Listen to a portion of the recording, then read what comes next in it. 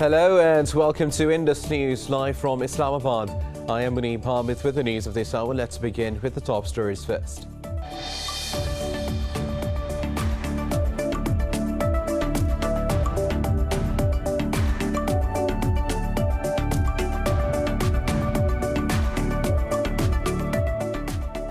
Israel has ordered its ground troops to be ready along the Gaza border as the continuous airstrikes have killed 83 Palestinians, including 17 children. Medics said a Gaza hospital has received bodies of Palestinians suspected to be killed by nerve gas, which is a war crime.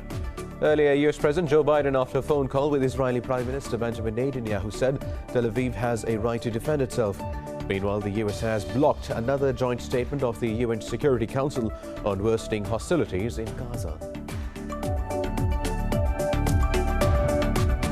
Pakistan's Army Chief General Qamar Javed Bajwa says it is time to end the human tragedy in Indian-occupied Jammu and Kashmir. During his visit to Line of Control to celebrate Eid with frontline troops, General Bajwa said the Kashmir dispute should be resolved as per aspirations of the Kashmiri people and the UN resolutions. He said on this Eid day, the valiant struggle of brave people of Kashmir must not be forgotten.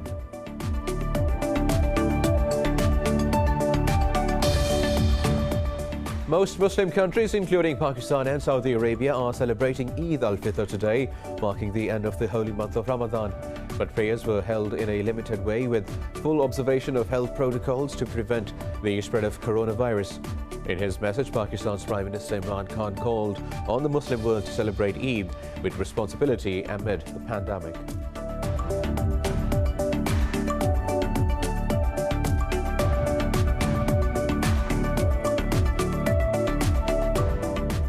The global number of COVID-19 cases has crossed 160 million, with more than 3.3 billion deaths. India has recorded over 4,100 fatalities and more than 362,000 infections in the past 24 hours.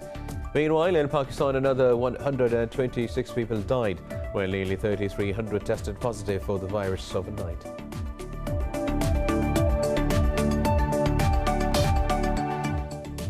Well, these were the top stories. News in detail after a short break. Stay with us.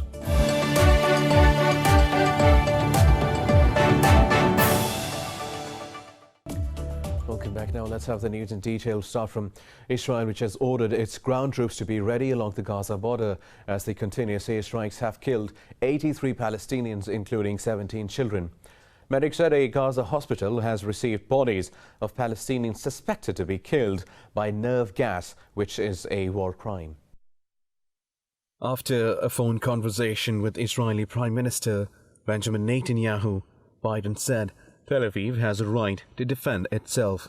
Secretary of State Antony Blinken said the US is sending a diplomat to urge Israelis and Palestinians to calm harrowing violence.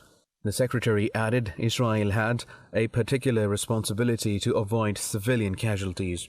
25 Democratic members of the House of Representatives called on Blinken to pressure Israel to halt the forced evictions. However, the US has blocked another joint statement of the UN Security Council on worsening hostilities in Gaza. World leaders continue to condemn Israel's atrocities and express support for Palestinians. Pakistan's Prime Minister Imran Khan and Saudi King Salman bin Abdul Aziz Al Saud held a telephonic conversation. The Prime Minister expressed concerns about the latest situation, saying Israel has defied all norms of humanity and international law. Turkey's Vice President Fuat Oktay said Muslim countries must show a united and clear stance and criticized world powers for condemning violence without acting. The Russian Foreign Minister says a meeting of 4 international mediators is urgently required for resolving the Israeli-Palestinian conflict. The International Criminal Court's prosecutor expressed concern over the possibility of war crimes in Israel and Palestine. Meanwhile, Israel's president warned of a civil war between the country's Arabs and Jews as violence and lynching spread to other cities in Israel. Meanwhile, a 3-day nationwide ceasefire between the Afghan government and the Taliban has begun to mark the Muslim holiday of Eid al-Fitr. The truce comes hours after security forces mounted an operation to recapture a district outside Kabul. Many Afghans describe the short holiday pause in fighting as a fruitless gesture and call for a permanent one. In his Eid message, Afghan President Ashraf Ghani termed foreign troops withdrawal the best opportunity for Taliban to end violence. Meanwhile, former U.S. officials have urged Secretary of State Antony Blinken and Defense Secretary Lloyd Austin to speed up visa issuance for Afghan workers who have worked for Washington. Pakistan's Army Chief General Qamar Javed Bajwa says it is time to end the human tragedy in Indian-occupied Jammu and Kashmir. During his visit to line of control to celebrate Eid with frontline troops, General Bajwa said the Kashmir dispute should be resolved as per the aspirations of the Kashmiri people and the UN resolutions. He said this on Eid Day. Valiant struggle of brave people of Kashmir must not be forgotten.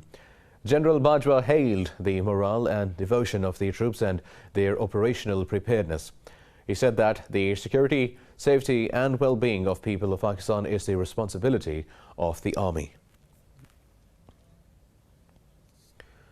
Indian troops have arrested 5 family members in the Pulwama district of occupied Jammu and Kashmir. The occupying forces continued their violent cordon and search operations in the valley even on the day Eid al-Fitr. The operation was going on till the last reports came in. Meanwhile, the Indian authorities continued to impose strict curfew in the territory. They did not allow people to offer Eid prayers at major mosques of the valley.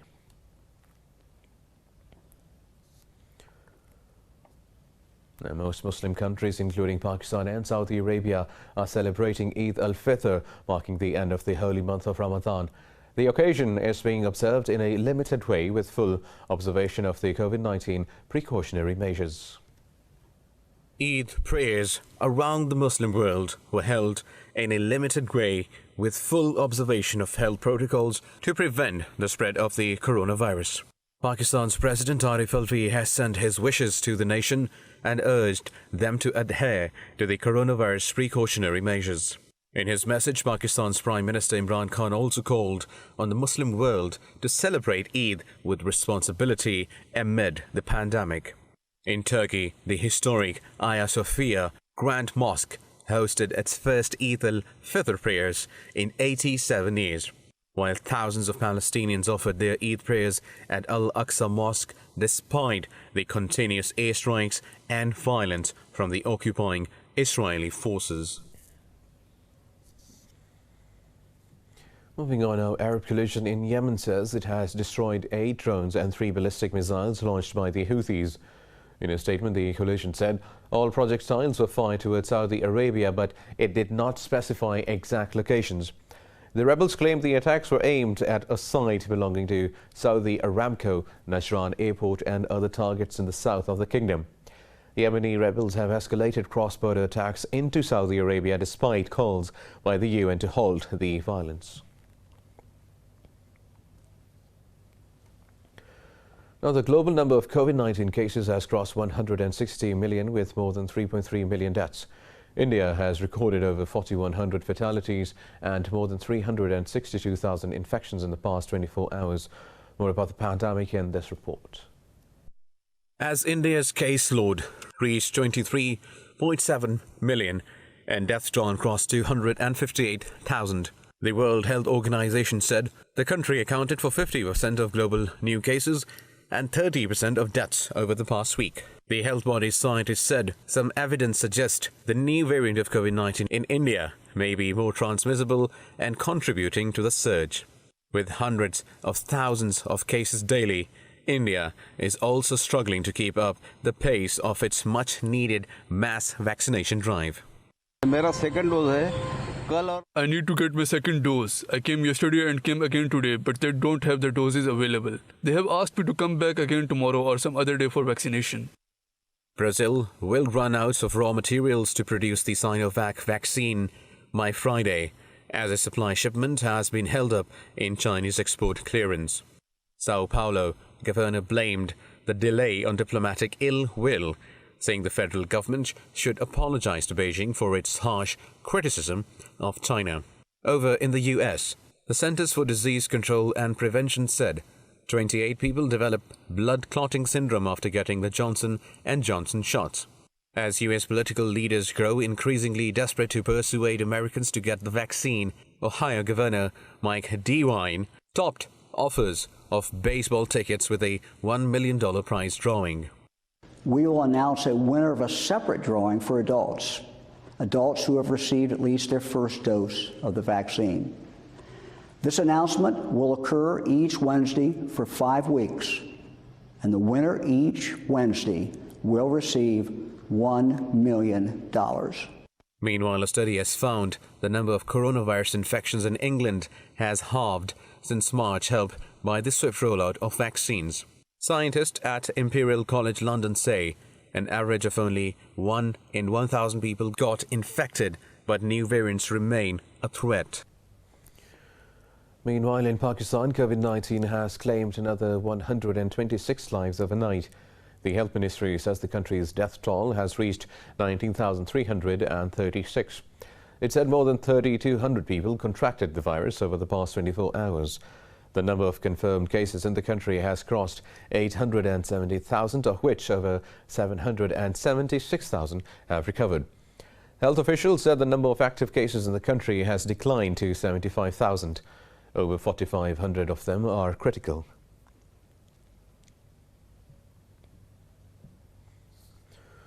Now, in Myanmar, anti-coup protesters have yet again taken to the streets in the XINJIANG and THWARTS region of the country. In Mandalay, Buddhist monks call for an end to the military dictatorship. Meanwhile, a reporter from a banned news agency has been sentenced to 3 years in prison by a military court. Min Nyo is the first journalist to be convicted under the revised penal code that activists say criminalizes free speech. Rights group Amnesty International has called for an immediate release of Nair along with all other journalists. At least 785 people have been killed and about 80 journalists arrested since the army seized power on 1st of February. Now, the U.S. Director of National Intelligence is reportedly visiting the demilitarized zone along the border with North Korea. The South Korea's media reports Avril Haines arrived at the zone with other members of the U.S. delegation. It said Haines earlier held a trilateral meeting with her South Korean and Japanese counterparts in Tokyo. Avril is expected to take a brief tour of the joint security area in the inter-Korean truce village of Panmunjom. The visit comes a week ahead of South Korean President Moon Jae-in's first summit with U.S. President Joe Biden. Stalled denuclearization talks with North Korea are expected to top the agenda of the May 21st summit in Washington. More news coming up after a short break. Stay with us.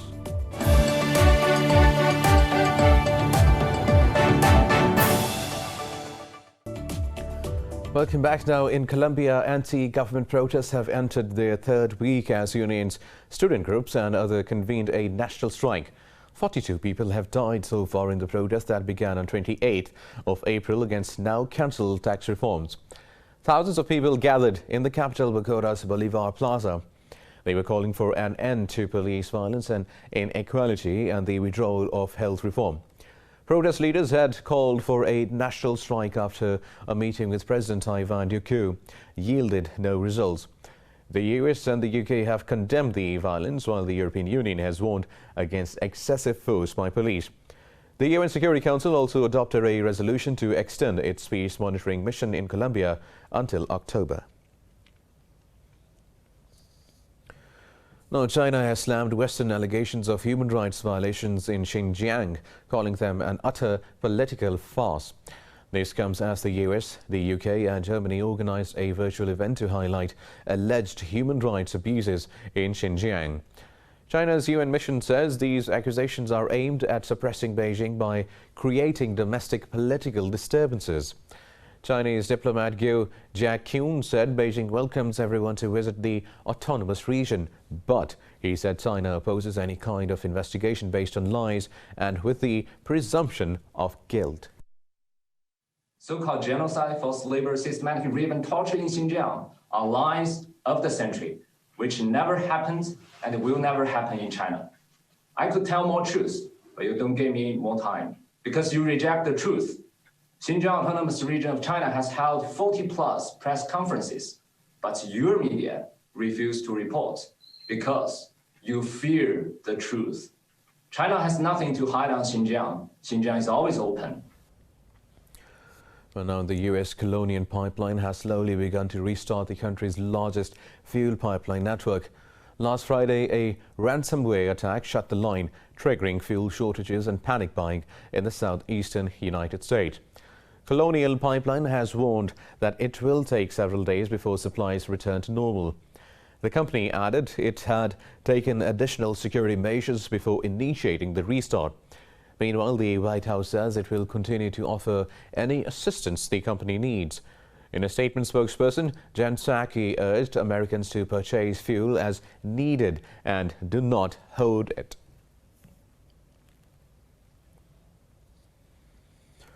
A U.S. Senate committee has approved over $110 billion technology bill amid rising competition with China.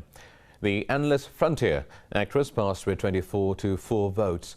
It will authorize most of the money for basic and advanced research, including artificial intelligence, over the next 5 years. But the bill must still be approved by the full Senate. Senate Democratic leader Chuck Schumer says the bill will allow the U.S. to outcompete countries like China and to create jobs. In a statement, Schumer said he intends for the full Senate to consider and finish the legislation before the end of the month. Now, an imperial jewelry sale has fetched nearly $3 million at auction at Christie's in Geneva.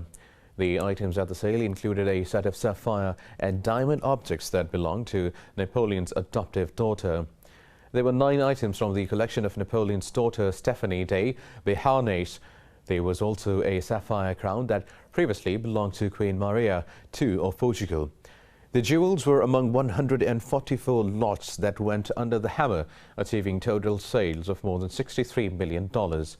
Christie's jewelry department head says the item sold for 3 times its pre-sale estimate. The jewels date back to the early 19th century and are believed to have been a wedding gift for de Beauharnais.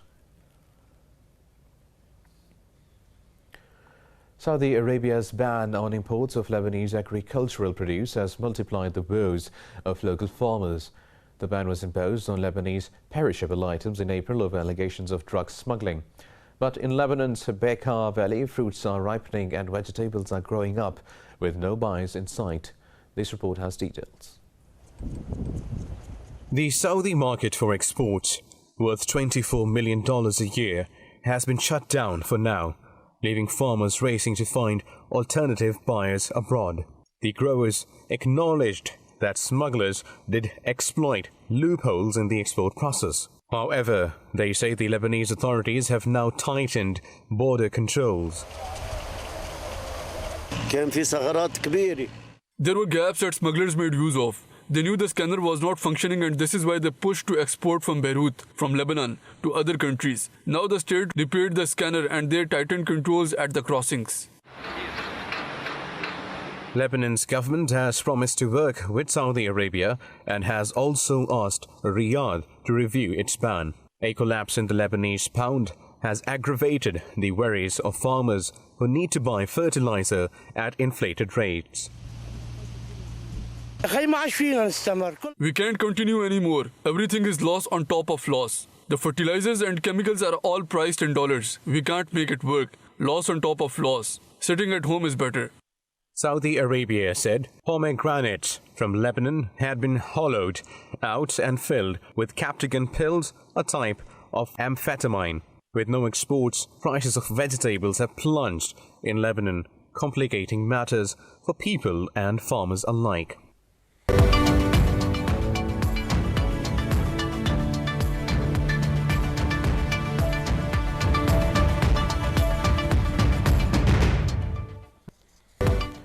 Now, in business stories, European stocks have retreated as markets around the world were spooked by the latest US inflation data. Italy's FTSE MIB is leading the losses, dipping more than 2%. FTSE in London has also shed above 2%. Frankfurt's DAX lost more than 1.5%. CAC 40 in Paris also fell by nearly 1.5%. Stock 600 sank more than 1%.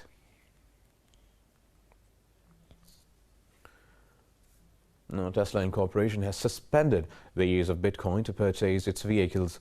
Tesla CEO Elon Musk made the announcement in a tweet, citing concerns about the use of fossil fuel for Bitcoin mining. Musk said Tesla will not sell any Bitcoin and intends to use it for transactions after mining transitions to more sustainable energy. He said the company is looking at other cryptocurrencies that use less than 1% of Bitcoin's energy. Tesla's chief added cryptocurrency has a promising future, but it cannot come at the cost of environment. Bitcoin fell more than 7% following the announcement and traded at $52,669.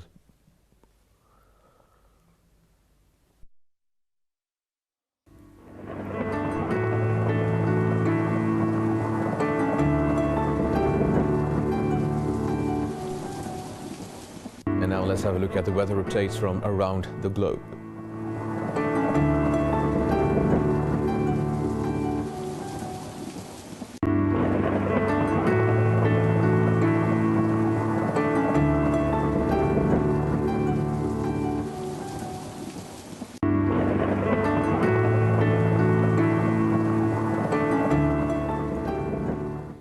And that is all for now.